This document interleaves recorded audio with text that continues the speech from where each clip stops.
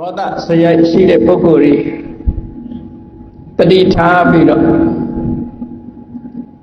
မိမိတို့ရဲ့တဏ္ဍာမှာဖြစ်နေတဲ့ဒေါသစရိုက်ဆိုးအသိဉာဏ်ရှိတဲ့ဘုရားသာသနာတော်နဲ့ကြုံတွေ့တဲ့အချိန်ကာလမှာဒီစရိုက်ကိုပျောက်အောင်ကြိုးစားအထောက်တင်တယ်လူတိုင်းမှာဒေါသစရိုက်ရှိတာတော့မဟုတ်ဘူးရှိတဲ့ပုဂ္ဂိုလ်တွေအနေနဲ့ဘုရားမြတ်စွာဟောကြားတော်မူခဲ့တဲ့ကောဒနတုတ်ခေါ်အဲဒီကောဒနတုတ်ဟာအလုံးမသားစရာကောင်းပြီးဘုရားရဲ့အဆုံးအမအတိုင်းဘုရားကဒေါသစရိုက်ရှိတဲ့ပုဂ္ဂိုလ်တွေကိုဥတည်ပြီးတော့တတိပေးဆုံးမခဲ့တဲ့တုတ်တန်တစ်ခုဖြစ်တယ်ပေါ့စာပေကျမ်းကမှာစရိုက်ဆိုးအဖြစ်သတ်မှတ်ထားတာတော့ရာဂစရိုက်ဒေါသစရိုက်မောဟစရိုက်လို့အကုသိုလ်နဲ့ပတ်သက်လာတဲ့အခါရာဂစရိုက်ဆိုတာလေမကောင်းတဲ့အကျင့်ကြီးပါနေတာစရိုက်ဆိုတာအလေးအထားကြီးတစ်ခုဖြစ်တယ် habitual practice လို့အကျင့်ကြီးပါနေခေါ်ရိုးကျိုးနေတယ်လို့ဆိုဖြစ်ကနေရှိရင်လောဘဖြစ်တယ်လောဘဖြစ်เสียအာယုန်နဲ့တွေ့တာနဲ့တပြိုင်နက်မထိတ်နိုင်မသိနိုင်လောဘဖြစ်တယ်ဒေါသစရိုက်ရှိတဲ့ပုဂ္ဂိုလ်ကြတော့ဖြစ်ကနေဆိုဒေါသစရိုက်မထိတ်နိုင်မသိနိုင်ဖြစ်တယ်ရုပ်ပြည့်စင်ကြယ်တွေဖြစ်တတ်တယ်မောဟစရိုက်ရှိတဲ့ပုဂ္ဂိုလ်ကအရာရာမှာလှုပ်တင်တာနဲ့မလှုပ်တင်တာခွဲခြားမသိဘူးမလှုပ်တင်တာကိုလှုပ်တင်တယ်လို့ထင်တယ်လှုပ်တင်တာကြတော့မလှုပ်တင်ဘူးလို့ထင်ပြီးတော့အကျိုးစီးပွားတွေဆက်လုပ်ကြပြမောဟစရိုက်ကကိုယ်ယုတ်ကာယအတွေးခေါ်တွေကစကိုယ်ယုတ်ကာယဖြစ်တဲ့သဘောအသိဉာဏ်ကင်းမဲ့ပြီးတော့မောဟစရိုက်ရှိတဲ့ပုဂ္ဂိုလ်အဲ့တော့ဒီအဆိုးစရိုက်တွေအားလုံးဟာတခုမှတော့ကောင်းတာမဟုတ်ဘူးသို့တော့မြတ်စွာဘုရားကကောဒနသုတ်တံဒေါသစရိုက်နဲ့ပတ်သက်ပြီးတော့တတိထားပြီးတော့လိုက်နာဖို့အလုံးလွယ်လွယ်ကူကူနဲ့နားလည်နိုင်အောင်ဆိုပြီးတော့မြတ်စွာဘုရားဒီသုတ်တံကိုဟောတာဒေါသစရိုက်နဲ့ယန္တုအကြိုက်မြတ်စွာဘုရားကယန္တုအကြိုက်ထိုသုတ်တံမှာပဲသုံးထားတဲ့စကားလုံးလေးရှိတယ်တပတ္တကန္တတပတ္တဆိုတာကိုယ်ပေါ်မှာအကျိုးစီးပွားကိုမလိုလားဘူးကိုယ့်ရဲ့အကျိုးမဲ့ကိုအမြဲတမ်းကြံစည်ပြောဆိုနေတဲ့ကိုယ်နဲ့မတည့်တဲ့ပုဂ္ဂိုလ်ကိုယ့်ပေါ်မှာမုန်းတီးနေတဲ့ပုဂ္ဂိုလ်တပတ္တအမိတ္တတို့ဝေရီတို့ဆိုတာတွေနဲ့အဓိပ္ပာယ်တူစကားလုံးတစ်ခုပေါ့ဝေရီဆိုတာလည်းယန္တုပဲအမိတ္တဆိုတာမိတ်ဆွေရဲ့ဆန့်ကျင်ဘက်ဆိုတာယန္တုပဲဒီတပတ္တဆိုတာလည်းယန္တုပဲကန္တဆိုတာအကြက်ကိုမဒေါသစရိုက်ရှိနေတဲ့ပုဂ္ဂိုလ်တယောက်ဟာယန္တုအကြိုက်ဖြစ်သွားတတ်တယ်ဒီလိုဆိုတတိပေးယန္တုအကြိုက်ကိုနဲ့အစမပြေတဲ့ပုဂ္ဂိုလ်ရဲ့အကြိုက်ဒေါသစရိုက်ကြောင့်မတည့်တဲ့ပုဂ္ဂိုလ်ရဲ့အကြိုက်ဖြစ်သွားနိုင်တယ်လို့မြတ်စွာဘုရားဒီသုတ်တံမှာဒီလိုတတိပေးပြီးဟောတယ်အဲ့တော့ယန္တုအကြိုက်ဆိုတာဘယ်လိုကြိုက်တာယန္တုကကိုယ့်အပေါ်မှာဘာတွေမလိုလားဘူးဘာတွေလိုလားတာလဲဆိုတာထင်ထင်ရှားရှားမြတ်စွာဘုရားကဒီသုတ်တံမှာခုနှစ်ခုခွဲခြားပြီးတော့ဟောထားဘုရားဟောတဲ့စကားလုံးနဲ့ပြောရမယ်ဆိုရင်တတိမေဘိက္ခဝေဓမ္မဒီအချက်ခုနှစ်ချက်နော်ဓမ္မဆိုတာအကြောင်းအရာ subject ဖြစ်ပေါ်နေတဲ့အခြေအနေခုနှစ်ခုတပတ္တကန္တာယန္တုတွေရဲ့အကြိုက်တဲ့ကောဒနံအကိသန္တိအိဋ္ဌိဝပုရိတံဒေါသစရိုက်ရှိတဲ့ အမျိုးသမီးပဲဖြစ်စေဒေါသစရိုက်ရှိတဲ့အမျိုးသားပဲဖြစ်စေရန်သူအကြိုက်အခြေအနေတွေဟာဖြစ်ပေါ်လာနိုင်တယ်ဒါကိုသတိထားရမယ်လို့ဆိုသတိထားပြီးတော့မိမိရဲ့စိတ်ကိုအလိုမလိုက်ပဲနဲ့ဒေါသတရားဟာငါအတွက်ကောင်းကျိုးမပေးဘူးနံပါတ်1ကိုယ့်အတွက်ကောင်းကျိုးမပေးဘူး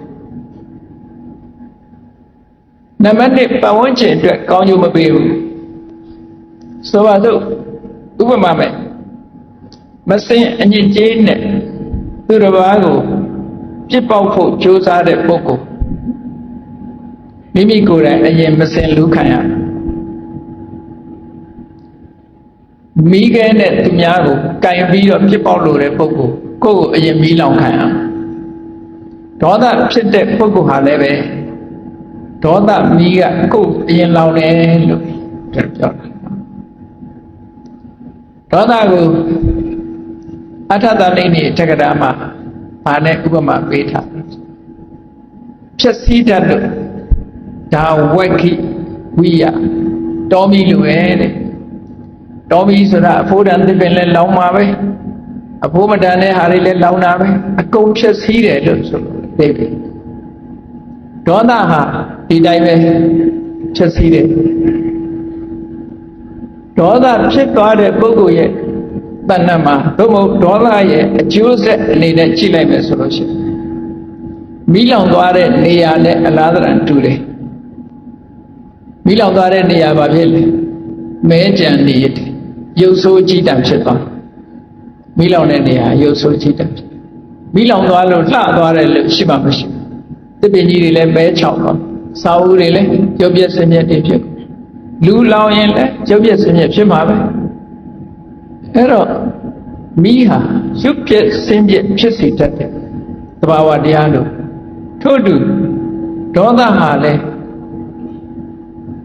မိမိရဲ့ရှင်တဲ့နှလုံးထဲမှာဒေါသတရားကိုမထိမ့်မဲ့နဲ့သူ့အလိုတိုင်းဒေါသအဖြစ်ခံနေမယ်ဆိုရင်ဒေါသဖြစ်တဲ့ပုဂ္ဂိုလ်ဒေါသစရိုက်ရှိတဲ့ပုဂ္ဂိုလ်ဟာပထမမိမိရဲ့မျက်နှာရုပ်ပြည့်စင်ပြည့်ဖြစ်သွားရုပ်ပြည့်စင်ပြည့်ဖြစ်သလားမဖြစ်ဘူးလားစိတ်ဆိုးနေတဲ့အချိန်မှန်ရှိသွားရကြည့်ပေါ့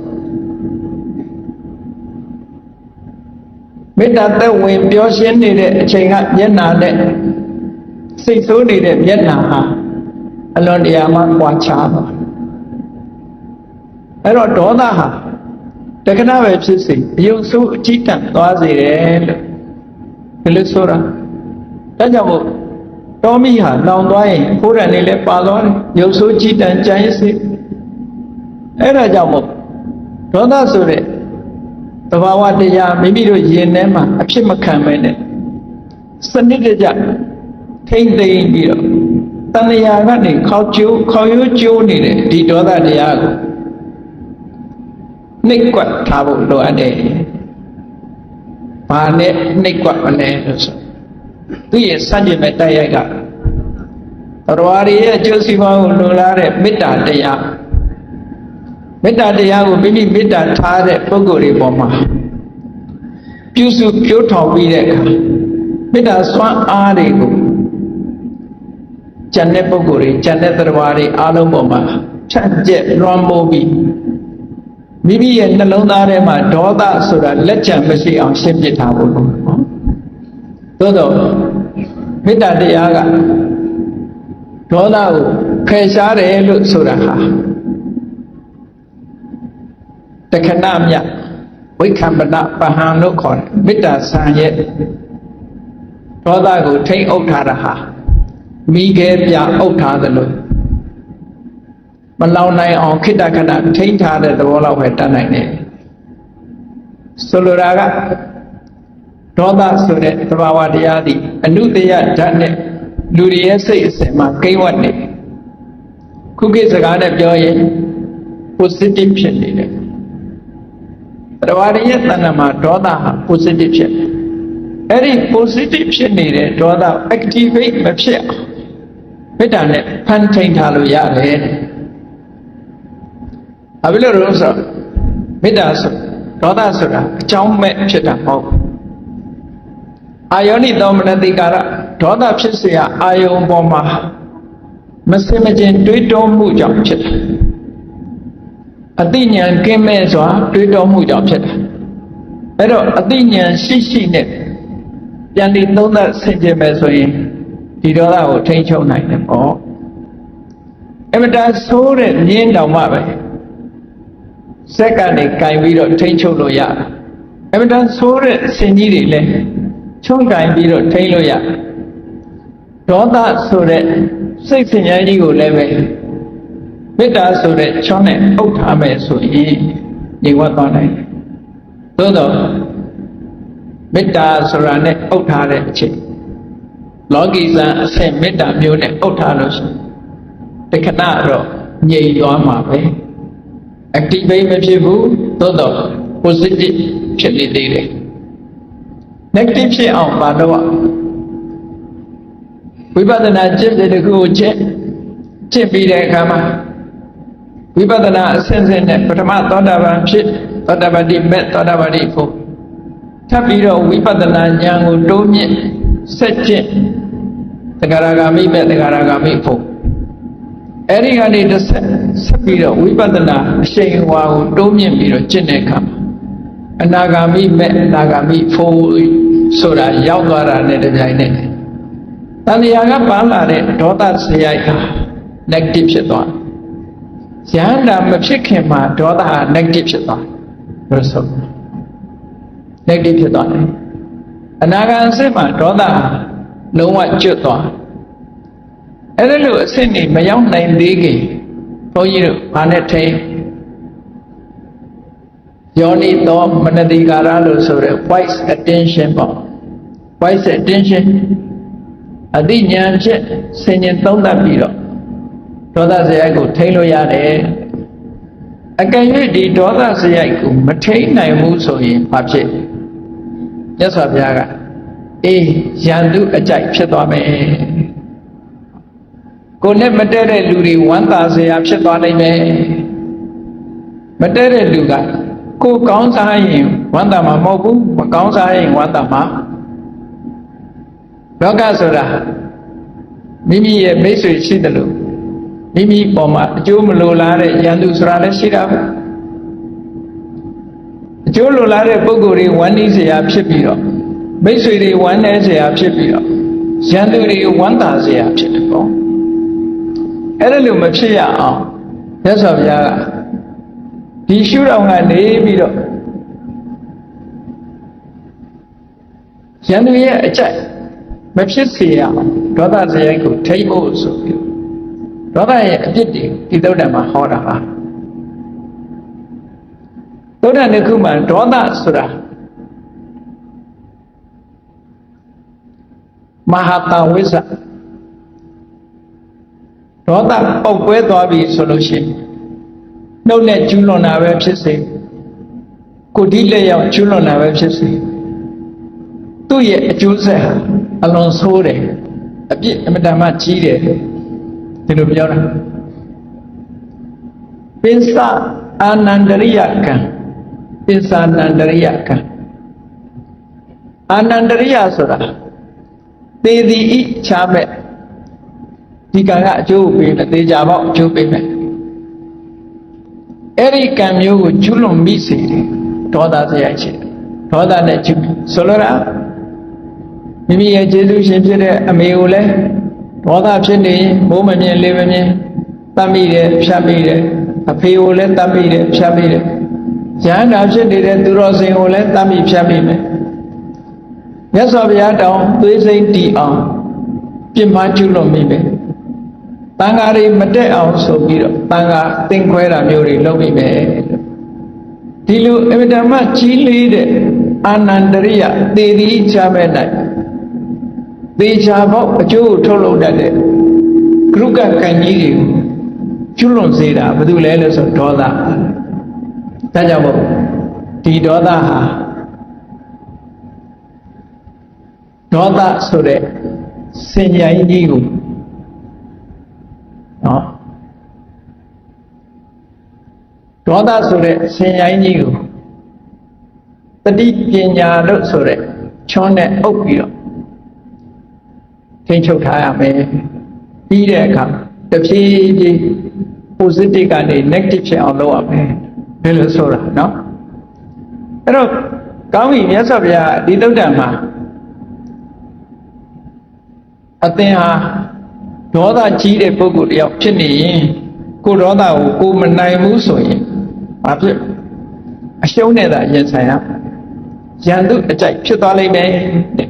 အဲ့ဒါကိုသတိပေးထားတာပေါ့နံပါတ်1ကိုမြတ်စွာဘုရားကဘယ်လိုဟောတော့မတည့်တဲ့ရန်သူတယောက်ဟာရန်သူတယောက်လှလှပပဖြစ်နေတာရုပ်ဆင်းလှပတာကိုမကြိုက်ဘူးရုပ်ပြက်ဆင်းပြက်ဖြစ်တာကိုကြိုက်တယ်ကိုယ်နဲ့မတည့်တဲ့လူအယုတ်ဆိုးအကြည့်တန်သွားစေခြင်းနဲ့လှပကြော်ရှင်းနေတယ်ဆိုရင်ရန်သူကမကြိုက်ဘူးအေးရန်သူမကြိုက်ပေမဲ့လို့ဒေါသထွက်တဲ့ပုဂ္ဂိုလ်ဟာရုပ်ပြက်ဆင်းပြက်ဖြစ်သွားတယ်ရန်သူကဖြစ်စေခြင်းနဲ့အသွင်အတိုင်းဖြစ်သွားဟုတ်တယ်လေစိတ်ဆိုးပြီဆိုကြတဲ့မျက်နှာဟာလှပတဲ့မျက်နှာချီလင်အေးမြတဲ့မျက်နှာမျိုးမဖြစ်တော့ဘူးအယုတ်ဆိုးအကြည့်တန်သွားပြီဘလောက်ပဲလှပနေနော်ဒေါသမုန်တိုင်းထမ်းနေတဲ့ပုဂ္ဂိုလ်တယောက်ရဲ့မျက်နှာဟာကြောက်စရာမျက်နှာကြီးပဲဖြစ်မှာပဲအဲ့ဒါကြောင့်မို့အယုတ်ဆိုးအကြည့်တန်ဖြစ်သွားတာကိုကရန်သူအကြိုက်လို့ဒီလိုပြောတာနော်ရန်သူအကြိုက်ဖြစ်သွားအဲ့ဒါကိုမြတ်စွာဘုရားကဘယ်လိုဟောတော့တပ္ပတောဘိက္ခွေတပ္ပတ္တသဧဝံအိစ္ဆတိရန်သူကမိမိနဲ့မတည့်တဲ့ပုဂ္ဂိုလ်တယောက်ကိုဒီလိုဖြစ်စေချင်တာတဲ့ဘယ်လိုဖြစ်စေချင်လဲအဟောဝတ္တယံဒုက္ခနောအတ္တဒီကောင်ရုပ်ပြည့်စင်ကြယ်ဖြစ်နေရင်ကောင်းမှာပဲလို့လှနေရင်သူမကြိုက်ဘူးရုပ်ပြည့်စင်ကြယ်ဖြစ်သွားတာကိုကြည့်ချင်တယ်ရုပ်ပြည့်စင်ကြယ်ဖြစ်သွားတော့အဲ့ဒီရုပ်ပြည့်စင်ကြယ်ဆိုတာဒေါသထွက်လိုက်ရုံနဲ့အဲ့ဒီပုဂ္ဂိုလ်ရဲ့မျက်နှာရုပ်ပြည့်စင်ကြယ်ဖြစ်သွားတယ်လို့ဆိုလိုတာပေါ့နော်အဲ့ဒီမှာဘာဖြစ်လို့လဲဆိုတော့ရန်သူတယောက်ကကိုယ်နဲ့မတည့်တဲ့ပုဂ္ဂိုလ်တယောက်ကကိုယ်နဲ့မတည့်တဲ့ပုဂ္ဂိုလ်ရဲ့ဒီလှလှပပဖြစ်နေတာသဘောမကျ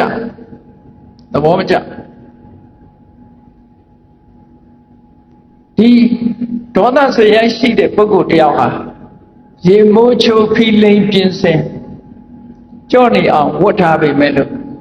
မျက်နှာကြီးကိုကြည့်လိုက်မယ်ဆိုလို့ရှိရင်တော့ရုံမောစရာမျက်နှာကြီးပဲဖြစ်တပ်ပါတယ်ကြည်လင်တဲ့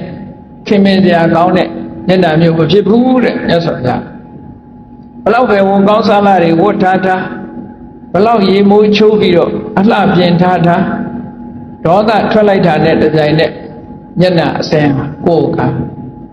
အဲ့ဒီမှာမထိန်နိုင်ဘူးဆိုရင်အပြောဆိုတာလည်းကိုယ်ကာဖြစ်သွားတယ်သွားရလာတာလည်းကိုယ်ကာဖြစ်သွားတယ်ဟော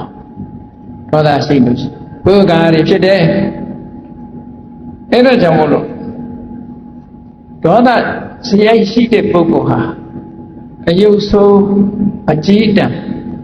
ဖြစ်သွားပါတယ်တဲ့ဒါကြောင့်မို့အယုတ်ဆိုးကြည်တံမှုဟာကိုယ်နဲ့မတည့်တဲ့ပုဂ္ဂိုလ်ရဲ့အကြိုက်ဖြစ်သွားခြင်းပါပဲဘယ်သူကဖြစ်အောင်လုပ်လိုက်တော့ဆိုကိုယ်တဏ္ဍာမှာရှိတဲ့ဒေါသစရိုက်ကဖြစ်အောင်လုပ်လိုက်တာဒါဒီဘဝလက်တွေ့အခြေအနေပြောစိတ်ကနကနဆိုးတတ်တဲ့ဒေါသကိုမထိန်ချုပ်တတ်တဲ့ပုဂ္ဂိုလ်ဟာအကျင့်ကြီးပါသွားပြီးတော့ဖြစ်လျက်ဘဝမှာလည်းမျက်နှာကြောတင်းတဲ့မျက်နှာကြီးနဲ့သွားဖြစ်တတ်တယ်ဘယ်လို့မှရည်လို့ပြုံးလို့မရတဲ့မျက်နှာမျိုးကြီးဆိုတာမျိုးဘယ်လို့မှရည်ရင်မဲ့တယ်လို့ထင်ရပြုံးရင်ငိုတယ်လို့ထင်ရတဲ့မျက်နှာမျိုးကြီးတွေအဲ့ဒီမျက်နှာပိုင်ရှင်ရှိမရှိတော့ကြည့်ပေါ့ကွာရည်ရင်ငိုတယ်လို့မျက်နှာမျိုးပြုံးရင်လည်းမဲ့တဲ့မျက်နှာမျိုးဒေါသစရိုက်ရှိခဲ့သည့်အတွက်ကြောင့်မျက်နှာမှာခေါက်ရိုးကျိုးပြီးတော့ ကိုယုတ်ဆိုးတို့မယုတ်ဆိုးတို့ဖြစ်သွားနိုင်တယ်တဲ့ဖြစ်နေရကွာဒီလိုဆိုတာကောသလမင်းကြီးရဲ့မိဖုရားဗန္လိကာဒေဝီ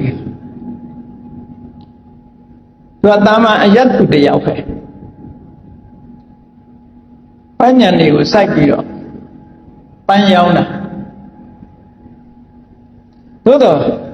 ပညာရှိတယ်တွက်လက်ချက်ချရုပ်ကဆိုးတယ်တွက်လက်ချက်ချတယ်ဘုရင်ကြီးစစ်ရှုံးပြီးတော့သူတို့ပညာဘက်မှာတယောက်တည်းတူတယ်မြင်းကြီးစီးပြီးတော့ပြေးလာတဲ့အချိန်ကျန်တဲ့လူတွေကတော့ဘုရင်ကြီးမြင်းစည်းလာတယ်ဆိုတာကြောက်တာနဲ့ပုံနေကြတယ်အဲ့ဒီကလေးမလေးကတော့တွတ်တွတ်လက်လက်ချက်ချက်ချတယ်ဘုရင်ရဲ့မြင်းကိုလှမ်းပြီးတော့ဖမ်းချုပ်ပြီးတော့ဘုရင်ကြီးကိုဝကြိုးငယ်ပြုတယ်အပန်းပြေအောင်ကျွေးမွေးဆောင်ရှောက်မြင်းကိုလည်းအစာကျွေးသူ့အဖသူတိတတ်တဲ့အနေနဲ့ပြုစုဆောင်ရှောက်အဲ့ဒီမှာဘုရင်ကြီးကသဘောကျပြီးတော့သူ့ကိုနန်းတော်ခေါ်သွားတယ်နောက်ပိုင်းကျအဲ့ဒါမန္လိကမိဖုရားဆိုတာဒီပညာစိုက်ပျိုးတဲ့မိသားစုကလာတဲ့မြို့သမီးတွေအယုတ်ကလှတာမဟုတ်ဘူးရုပ်ဆိုးတယ်တမန်ရုပ်ပဲတခါတော့ကမန္လိကဘုရားကိုမေးခွန်းနေမေးတယ်မေးတဲ့ထဲမှာသူဟာရုပ်ဆိုးတယ်တဲ့ဘာဖြစ်လို့ရုပ်ဆိုးတော့ဆိုမြတ်စွာဘုရားအတိတ်ဘဝတုန်းကဒေါသစရိုက်တွေရှိခဲ့လို့ရုပ်ဆိုးတာတဲ့ဘုရင်ကြီးက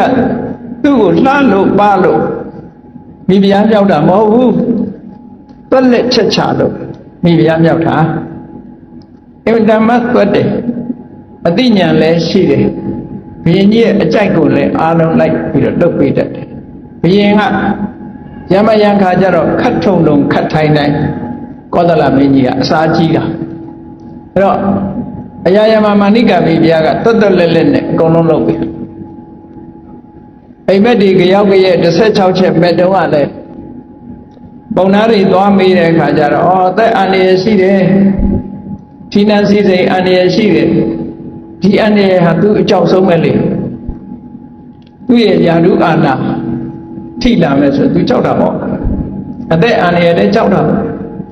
အဲ့တော့သူတို့ခိုင်းတာလို့တော့မန္လိကမိဖုရားကဒါတွေမလုံးနဲ့မြတ်စွာဘုရားရှိတယ်ဘုရားသွားမေးရမန္လိကမိဖုရားကလမ်းမှန်ပေါ်ရအောင်လုပ်တာပုံနာတွေကတရားတွေတတ်ပြီးတော့ကိုယ့်အသက်အန္တရာယ်ကိုကာကွယ်တဲ့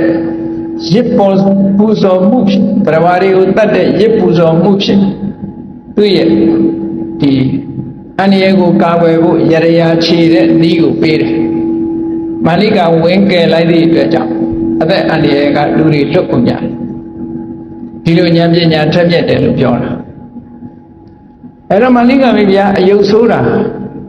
လွန်ခဲ့တဲ့ဘဝတွေတုန်းကဒေါသစရိုက်ရှိခဲ့တယ်မပြင်းသည့်အတွက်ကြောင့်ဒေါသစရိုက်ချီးမားသည့်အတွက်ကြောင့်အယုတ်ဆိုးအကြည့်တန်တဲ့ဘဝရောက်ရတယ်လို့ပြောတယ်အေးယုတ်ဆိုးကြည်တန်စေတာဆိုတာဒေါသဖြစ်နေတဲ့အချိန်မှလည်းယုတ်ဆိုးကြည်တန်တယ်ဒီဒေါသနဲ့ပြုလုပ်တဲ့ကံတရားကအကျိုးပေးလို့လူဘဝမှာဖြစ်ပြီးဆိုရင်လည်းအယုတ်ဆိုးကြည်တန်မှာပဲဒီလိုပြောတာနော်အယုတ်ဆိုးကြည်တန်တယ်ဒါကြောင့်မို့ဉာဏ်တွေရဲ့အကြိုက်ဖြစ်ပါတယ်လို့ဒေါသစရိုက်ကိုချိုးနိုင်ပါလို့မြတ်စွာဘုရားဟောတယ်နောက်ဒုတိယနဲ့ပတ်သက်ပြီးတော့ဖြစ်နိုင်တဲ့အခြေအနေတစ်ခုမြတ်စွာဘုရားမတည့်တဲ့လူတစ်ယောက်ဟာ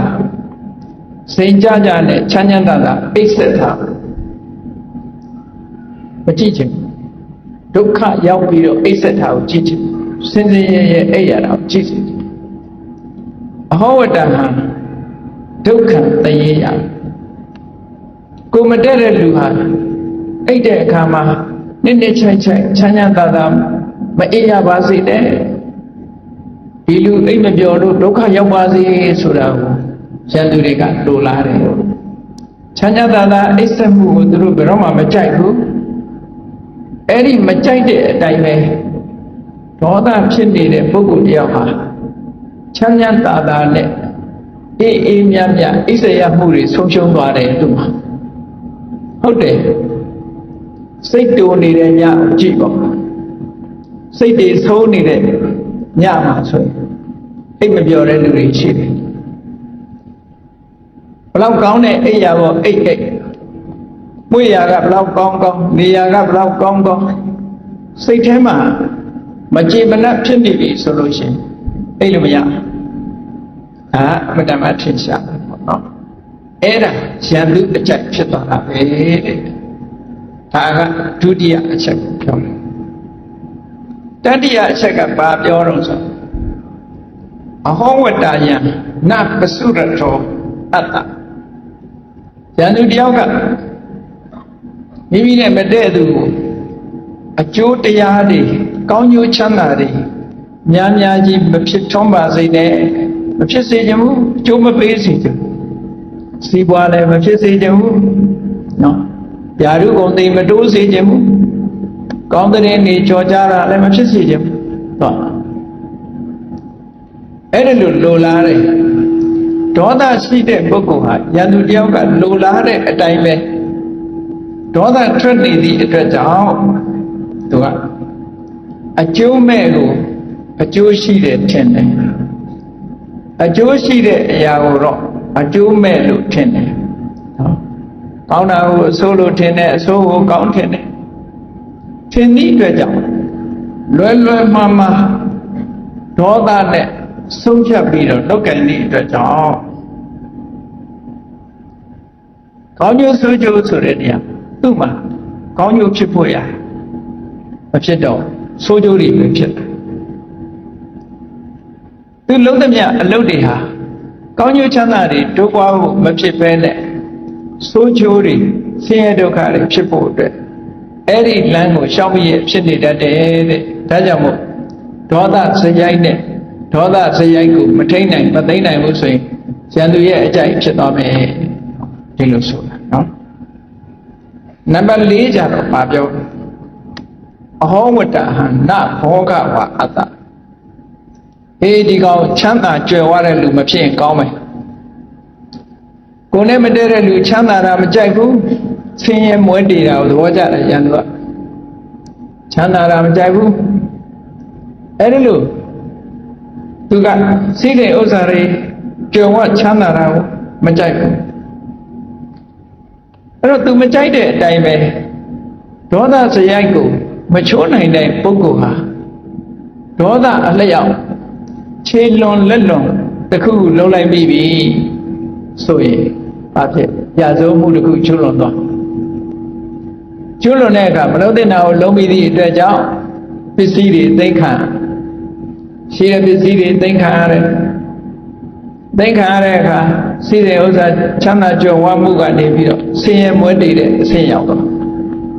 ပစ္စည်းတွေပြက်ဒီလိုအခြေအနေမျိုးရောက်သွားတယ်အဲ့ဒါ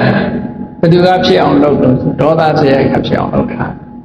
ရန်သူဖြစ်စေခြင်းနဲ့အတိုင်းဖြစ်သွားတယ်အဲကိုလေ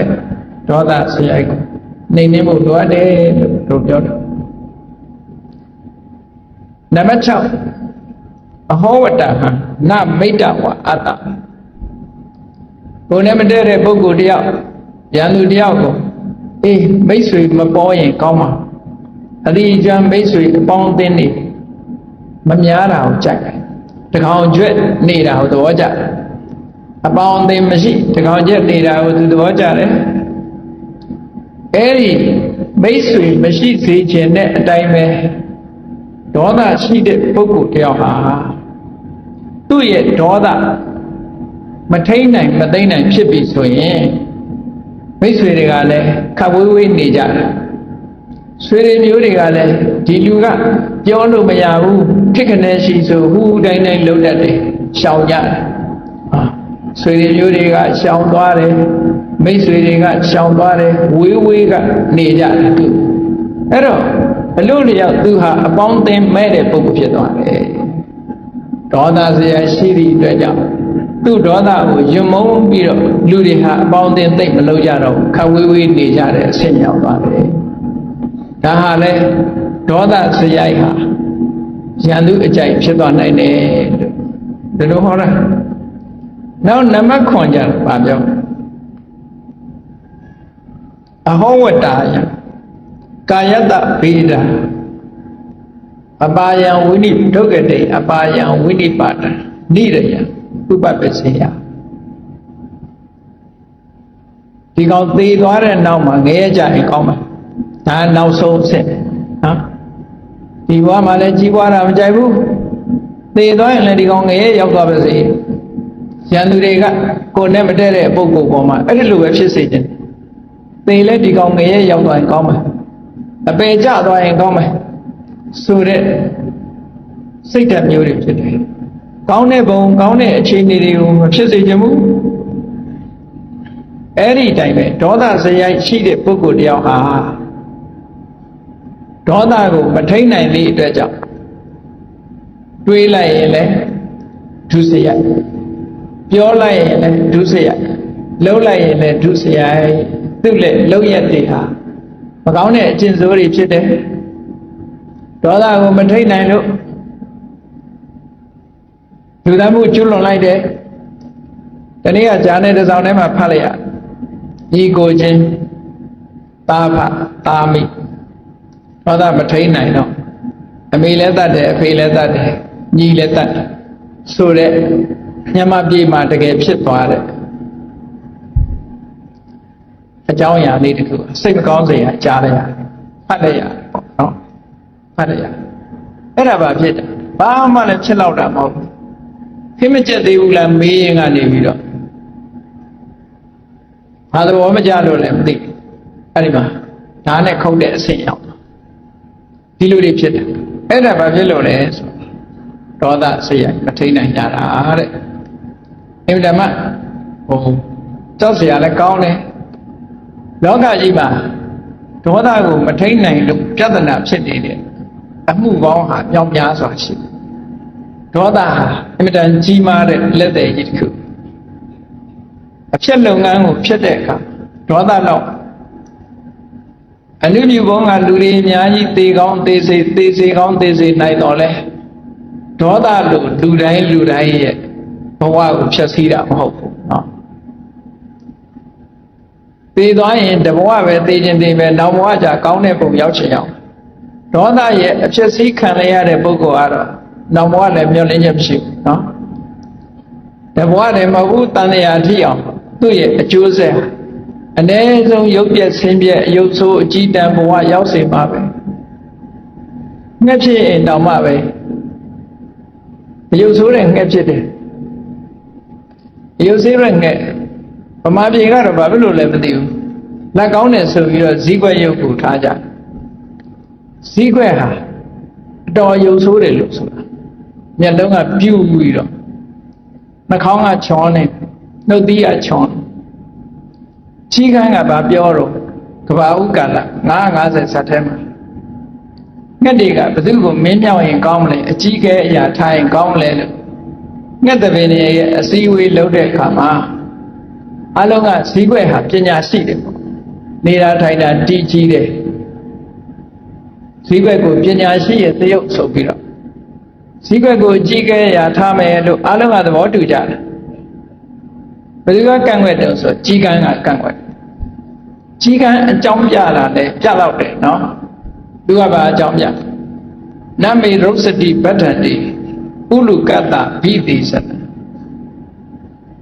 ဇီးခွက်ကိုတော့အကြီးကဲရာထားတာသူသဘောမကျပါဘူးတဲ့သဘောမကျဘူးတဲ့သူကကန့်ွက်တယ်ဂျန်တဲ့ငှက်တွေကအကုန်ထောက်ခံကန့်ွက်တယ်သူကဘာအကြောင်းပြတော့ဆိုအကုဋ္ဌတမုခံပတ္တ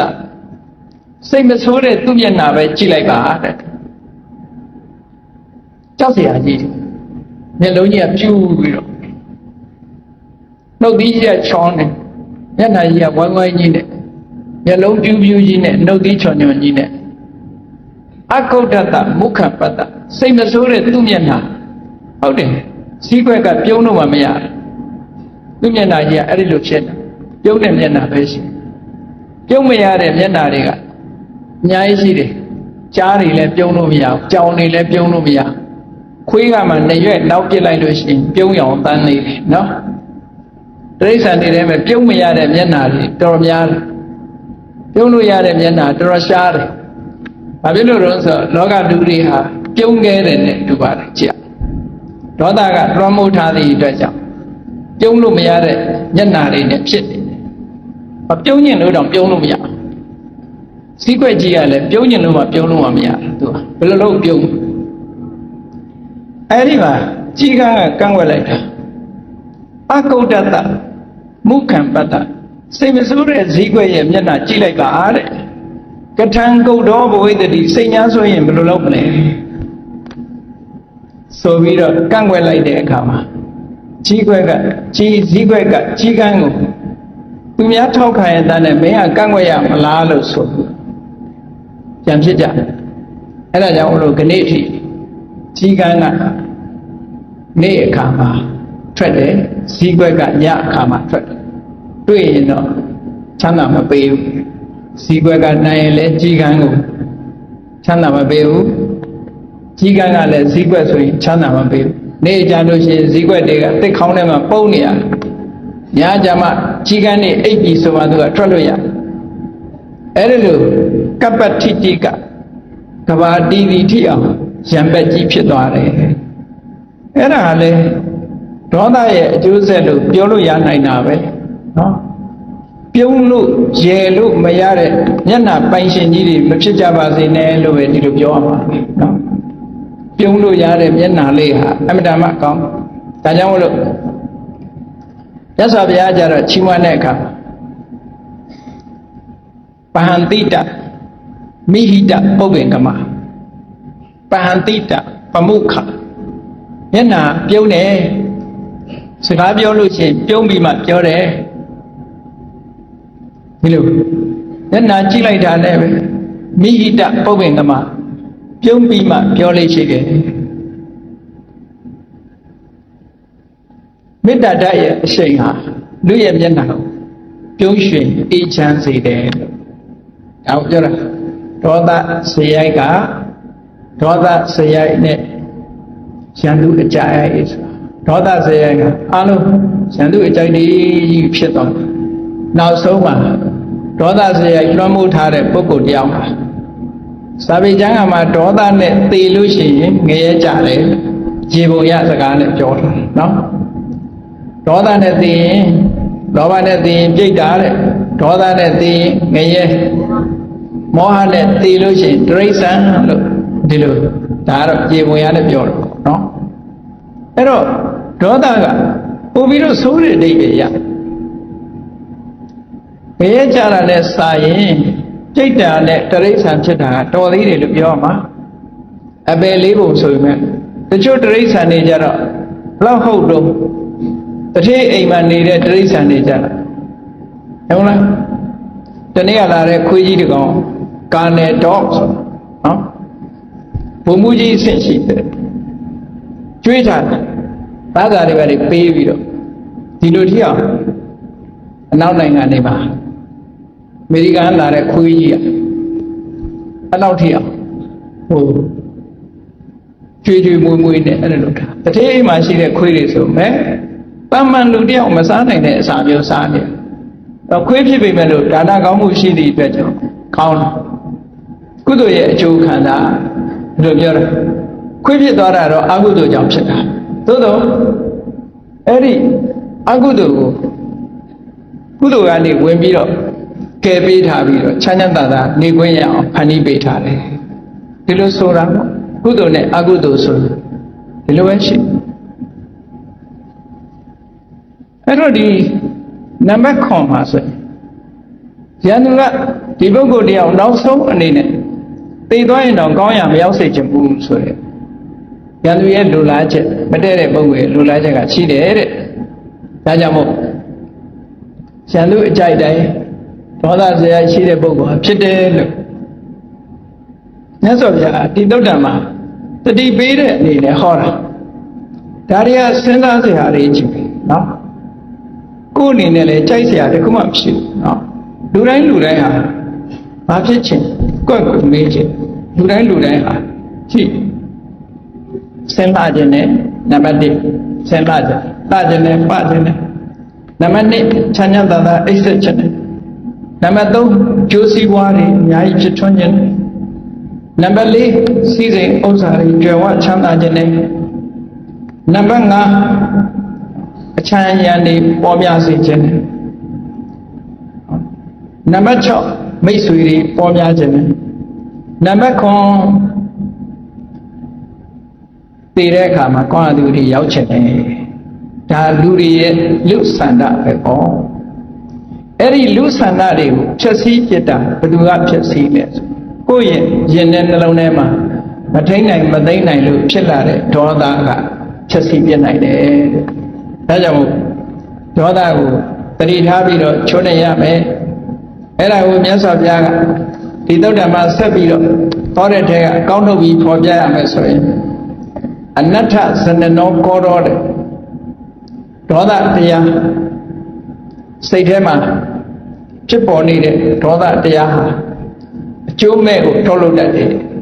ကောင်းကျိုးချမ်းသာကိုမဖြစ်စေဘူးတချို့ကဒေါသဟာကောင်းတယ်လို့ဆိုတာရှိသေးတယ်ဒေါသဖြစ်တာကောင်းတယ်တကယ်ကတော့ဒေါသဖြစ်တာလုံးဝမကောင်းပါဘူးလို့ပြောလုဒ္ဓောအဋ္ဌနာဇာနာတိလောဘဒုဋ္ဌောအဋ္ဌနာဇာနာကုဋ္ဌောအဋ္ဌနာဇာနာစိတ်ဆိုးနေတဲ့ပုဂ္ဂိုလ်တယောက်ဟာအကြောင်းအကျိုးကောင်းဆိုးမသိဘူးတဲ့ဟုတ်တယ်စိတ်ဆိုးနေတဲ့အချိန်တုန်းဘိုးမမြင်လိမ့်မမြင်မဲဘာမှမသိဘူးနတ္တဟိရိပတ္တပံဒေါသထွက်နေတဲ့အချိန်မှာရှက်ရမှလည်းမသိတော့ကြောက်ရမှလည်းမသိနော်အရှက်တွေအကြောက်တွေကုန်သွားတယ်အဲ့ဒီအချိန်ရှက်တယ်ကြောက်တယ်ဆိုတဲ့ဟိရိပတ္တပတရားဟာလူတွေရဲ့ dignity ကိုထိန်းသိမ်းတဲ့တရားတွေပဲဟိရိဝတ္တပလူတော်လူကောင်းတွေဟိရိဝတ္တပတမ္မုထာကိုယ်သိက္ခာကိုထိန်းဒေါသဖြစ်လာလို့ရှိရင်တဲ့အရှက်မဲ့သွားတယ်ကြောက်လန့်မှုတွေကင်းသွားတယ်လို့ဆိုလိုတာနောက်တစ်ခုကကုဋ္ဌောဟိပိတရဟန္တိကုဋ္ဌောဟန္တိတမတလောကမှာကိုယ်ပေါ်မှာဒီကျေးဇူးကြီးမားဆုံးပုဂ္ဂိုလ်ဆိုတာရှာလိုက်အမေနဲ့အဖေဘာဖြစ်လို့ကျေးဇူးကြီးမြတ်စွာဘုရားက၃မျိုးနဲ့ပြောထားတာမိဘကျေးဇူးဆိုတာဘာလဲလို့ပြောသားမှာဆိုရင်ဘုရား၃ခုနဲ့ပြည့်အောင်ပြောအဲ့ဒါကိုမှတ်သားထားဖို့ဘုရား၃ခုနဲ့ပြောတာ၃ခုကဘာလဲအာပါဒကအန္တရာယ်မကြရအောင်ကိုယ်ကိုစကားမပြောတတ်ခင်နော်မသွားတတ်ခင်မလှုပ်တတ်ခင်ကိုကစောင့်ရှောက်လာခဲ့တယ်ပောတကမစားတတ်ခင်ကလေးကကျွေးလာစောင့်ရှောက်တယ်ကျွေးမွေးတယ်တတ္တိယပါတော့ဣမတ္တလောကတ္တဓာတိတာတော့ဒီလောကကြီးကိုပြဒီလောကကြီးကိုပြတယ်ဆိုတာလူပြေကိုလာခွင့်ပေးတာမိဘကခုခေတ်မှာဆိုတချို့မိဘတွေကလာခွင့်မပိုးပဲနဲ့အဘောရှင်လုပ်ပလိုက်ဘယ်လိုလုပ်နော်လာခွင့်မပေးဘူးလေလူတိုင်းလောကကြီးတဲ့လာခွင့်ပေးတာမှမဟုတ်တာလာခွင့်မပေးတာတွေတော်တော်များတယ်နော်လာခွင့်မပေးတာတွေတော်တော်များလားအဲ့တော့လူဖြစ်ချင်လို့တောင်မှဘယ်တာမှမဟုတ်တာတချို့နိုင်ငံတွေဆိုရင် family plan တွေလုပ်ပြီးတော့လာခွင့်မပေးဘူးတားထားချမ်းသာတဲ့အိမ်တွေဆိုလဲအများကြီးလာမှကြောက်လို့တားတယ်ဒါလောကကြီးဟာအတားအဆီးခံနေရတယ်လူသားတွေမနုဿတ္တဘာဝဒုံလဘောလူအဖြစ်ရခဲ့တယ်ဆိုတော့တာမန်ကုသိုလ်နဲ့လည်းမရဘူးရောက်ဖို့ရကုသိုလ်လေးကပေးလိုက်တာသိပြီးတော့မတန်ဆွမ်းမှုဆိုလို့ရှိရင်အတားခံလိုက်ရနော်လူကရောက်လာသေချာစဉ်းစားကြည့်ပေါ့အဲ့တော့ဣမတ္တလောကတ္တဓာတိတာတော့ဒီလောကကြီးကိုလာခွင့်ပေးပြီးဒီလောကကြီးနဲ့ဆုံစည်းခွင့်ပေးတာဘာလို့လဲအမေအဖေပဲဒါကြောင့်မို့ဒီကျေးဇူးတွေဆိုပါစို့မိဘကကိုယ့်ကိုစောင့်ရှောက်တာကိုသားသမီးကပြန်စောင့်ရှောက်လို့ရတယ် မိဘကကိုယ်ကိုကြွေးခဲ့တာကိုသားသမီးကပြန်ကြွေးလို့ရတယ်သို့တော့လောကကြီးထဲလာခွင့်ပေးတာမိဘသာလည်းဖြစ်တယ်သားသမီးကမိဘကိုလာခွင့်ပေးတာမဟုတ်ဘူးအဲ့ဒီကျေးဇူးကြောင့်ဆက်လို့မကြည့်ဘူးလို့ပြောတာကိုကြွေးခဲ့တာပြန်ကြွေးရင်ရတယ်နော်စောင်းလျှောက်တာပြန်စောင်းလျှောက်လို့ရတယ်သို့တော့လောကကြီးနဲ့စုံစည်းခွင့်ပေးတာကြတော့အမေအဖေကကိုယ့်ရဲ့အရင်မွေးတာဆိုကိုပေးတာမဟုတ်ဘူးလေ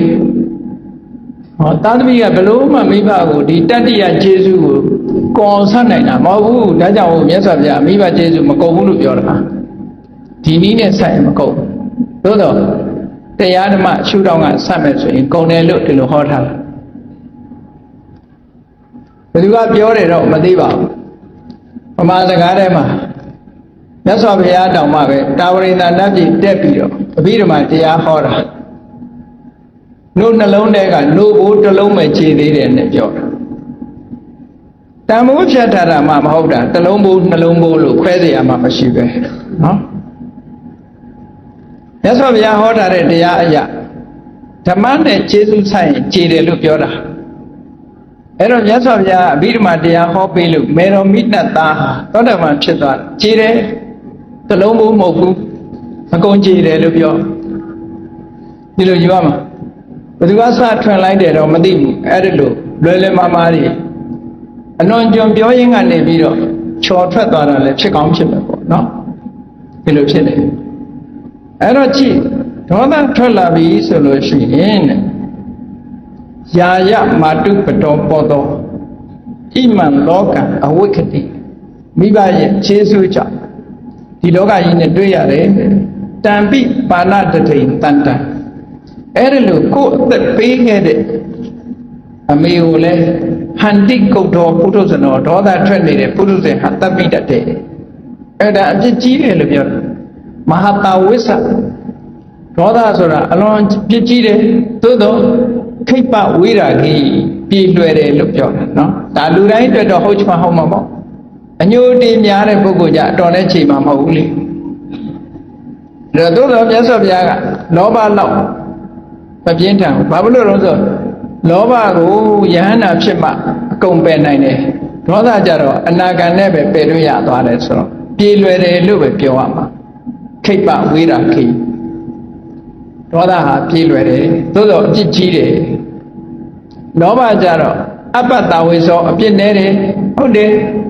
သားနဲ့သမီးနဲ့မိဘနဲ့ကိုယ်ပစ္စည်းနဲ့ဒီလိုနေသည့်အတွက်ကြောင့်ကောင်းတဲ့ကုသိုလ်ကောင်းမှုတွေလုပ်နေလို့ရှိရင်အပင်ငယ်ရောက်ကြဘူးနတ်ပြည်ရောက်တယ်လောဘရှိနေပြီပဲလို့အပ္ပတဝိဇ္ဇအပြစ်နဲ့တယ်ဒန္တဝိရာဂိတဲ့ပျောက်ခဲတယ်လို့ပြောတာလောဘကိုဖယ်ဖို့ဆိုတာအမြဲတမ်းခဲနေလို့ပြောတာအေးမြတ်စွာဘုရားကအတုပမာဟိတေတတ္တအတ္တာဟိပရမောပိယောလောကလူတွေဟာအချစ်ဆုံးဟာကိုယ့်ကိုယ်ကိုပဲကိုယ်နဲ့နိုင်မရိုင်းကိုချင်းစာတရားထားပြီးတော့ဒေါသတရားကိုချုံးနေရမယ်တဲ့ဒေါသဖြစ်လာပြီဆိုရင်သူများကိုသာတတ်တာမဟုတ်ဘူးအသိနာဟန္တိအတ္တနာကိုယ့်ကိုယ်ကိုဓာတ်နဲ့ထိုးပြီးတော့တတ်တဲ့လူတွေရှိတယ်ဝိတံခရန္တိနော်မုတ်စီတော့တွေးဝေပြီးတော့မဆုံးဖြတ်နိုင်ပဲနဲ့အစိတ်စားပြီးတော့တည်တဲ့ပုဂ္ဂိုလ်တွေရှိတယ်ရိစုယာပစ္စနိယတိပပတမပိကန္တရေကျိုးဆွဲချတည်တဲ့လူရှိတယ်တောင်ပေါ်ကနေခုံချတယ်ခုခေတ်ဆိုရင်တရားပေါ်ကခုံချတယ်ဟောတိုက်ပေါ်ကခုံချတယ်အဲ့ဒါတွေကဘာကြောင့်လဲလို့ဆိုရင်ဒေါသကြောင့်ဒီလိုဖြစ်ရတာဒေါသတရားကြောင့်ဒါကြောင့်မို့မြတ်စွာဘုရားကဘူဏဟစ္စာနိကမ္မာနိအတ္တမာရဏိယာနိစာဒေါသဆိုတဲ့တရားဟာဘူဏဟစ္စာကြီးပွားတိုးတက်မှုကိုဖျက်ဆီးတယ်လို့ပြောတယ်ကြီးပွားတိုးတက်မှုလူတယောက်ရဲ့ကြီးပွားရေးကိုဖျက်ဆီးနိုင်တယ်အတ္တမာရဏိယာကိုယ့်ကိုယ်သိအောင်လုပ်နိုင်ကရွန်တာနာဝဘုဇ္ဇန်တိအဲ့ဒါလိုလုပ်နေတာတောင်မှပဲဒေါသကြောင့်လုပ်တယ်လို့ဆိုတာကိုနားမလည်ဘူးအဲ့ဒီချိန်မှာဒေါသဖြစ်နေတဲ့ပုဂ္ဂိုလ်ဟာနားလည်မှုမရှိဘူးတဲ့ကောဒသာတောပရာဘောဒေါသဖြစ်နေတဲ့ပုဂ္ဂိုလ်ဟာပျက်စီးဆုံးရှုံးမှုနဲ့ပဲဆုံးသတ်ရတယ်တဲ့ Itayan Goda Rubena Misupato Kuha Deo Melona Rema Pipo Biro Hariao to me Biro Piponare They mean Jogwene Aladra Do it They mean Jogweha Goda Toda Sure Apen Piponare Tegaro They mean Jogweni bed all that they will Emdama a John Lee on all that Pilarism the Semijim Pilavi they will go that they will Yahi Pilare Edajao Dan the may not the most safety Pinya Wirina Detia Mankane Miene Toda Neguayame Pinya Neguayame Lona Wiria Pine Chocheame Toda Lekamatane, Wiriane, don't lamp Peshame, a deep in Yavshin, Senyan Sendayame, a deep in Yavshin, Liquid Somayame, yes of ya, Delocon. Jane Agudurile, Toda Pamayu Biro, Liquid Somavare, Erelu Somavi, Aguduri, Pesha like Nailo, Toda came Gavi, so the Pukutiaha. Very deep and deep. Another word. Otherwise, see when that Diari, Agudu Diari, Cosima, see when Malaro Bene. No one, Ninjan Donema. We don't go to Anayato. An Ezo Dona, Mashiro de Bokuha. Sipping manna, Peroma Cheto. How day? What I've seen is Sipping Mamuri, Kazaya Mave. Sick Mambu, Peroma Machisi, Wida, Goto, Toda King one needed Boku, Medane, Toda King on a Vechisi, Singing down the Ane, Toda King of Vechisi, now so Anagami Mende, Toda Peshan and Achisi, Anayada, Sick Mamuria, Mashiraba, Uri, Mashiro the Twitter. Danta Gordon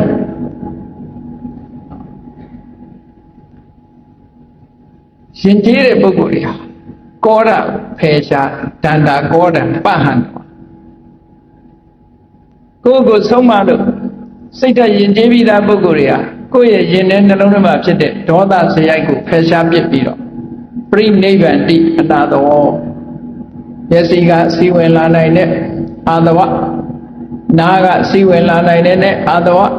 Nakonga, Layaga, Kanagoga, Sika, Dwara Chabaga, see when Lana in it, Agudu, Diari, other Diari, Lowa Yasain Dwabiro, and Jane Daco, Shaushima Pide, Kilidari, Jame, Patama, Kilidari, Jane Dwaye, I take a look at it, Candiari, Jane Dwame. Candiari Yin Dwaye, now so can ye a Jupit Uba di look on it. We bet Namekanari, Yin Dwame Alo Yin Dwabi solution. Toka,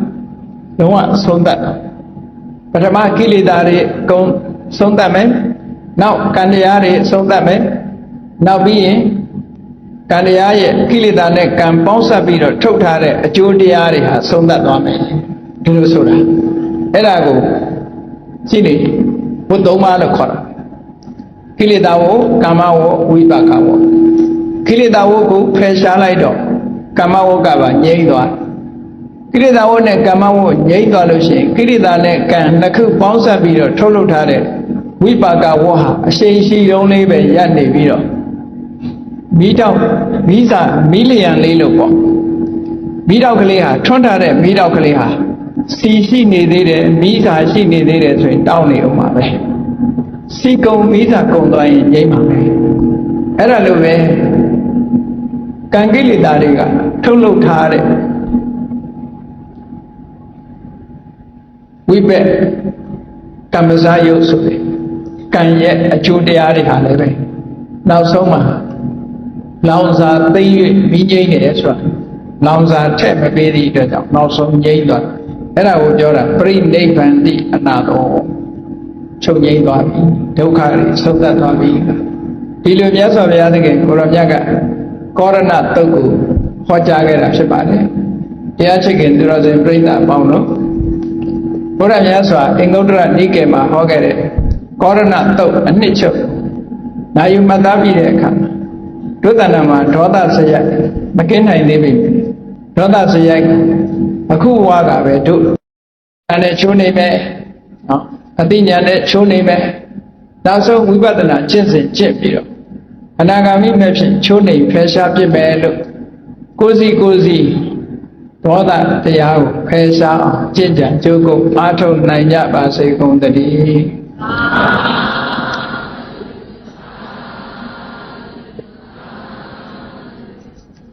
မေတ္တာပို့ရအောင်တတ္တဝါများစွာဘေးရန်ကွာဆံဃာကြပါစေတတ္တဝါများစွာဘေးရန်ကွာဆံဃာကြပါစေမေတ္တာရေချမ်းသောငါဖြံငြိမ်းချမ်းကြပါစေမေတ္တာရေချမ်းသောငါဖြံငြိမ်းချမ်းကြပါစေသက်ရှိချမ်းသာစိတ်ချမ်းသာတို့ရဆန္ဒပြည့်ပါစေသက်ရှိချမ်းသာစိတ်ချမ်းသာတို့ရဆန္ဒပြည့်ပါစေဘုံလန္တာဒုက္ခသင်္ကစာမေတ္တာပုံနေတုသင်္ကမမနောတရတိတဝေတံဘဝယတုဒုက္ခနကမေတ္တာပုံနေတုသင်္ကမစုပေါင်းဖို့အမေတ္တာဓာတ်ကိုရောက်ယူပါဝင်ဝေလာမင်းနဲ့ရောင်ရင်ရွှဲယုံပေါင်းဆုံးရအခြင်းကြောင့်သဗ္ဗေတံကျွမ်းမဲ့ဥဒ္ဒုံလုံးစုံများစွာတတ္တဝါတို့ဤမနောတရတိမြင်မြတ်ဖြူစင်အေးကြည်လင်းသည့်ရေစင်ပြည့်တင်းစိတ်နှလုံးတည်ဟူသောရေအိုင်ကြီးအတွင်း၌ဒုက္ခပေနတာစင်တော်ရအေးမြကြည်သာ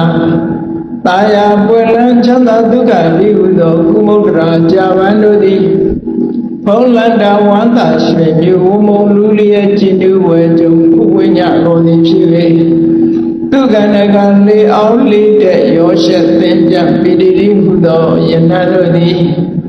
ဘဝယတုကောင်းစွာမဲ့သွေကြိုင်လိုက်၍တည်ကြပါစေကုန်သတည်း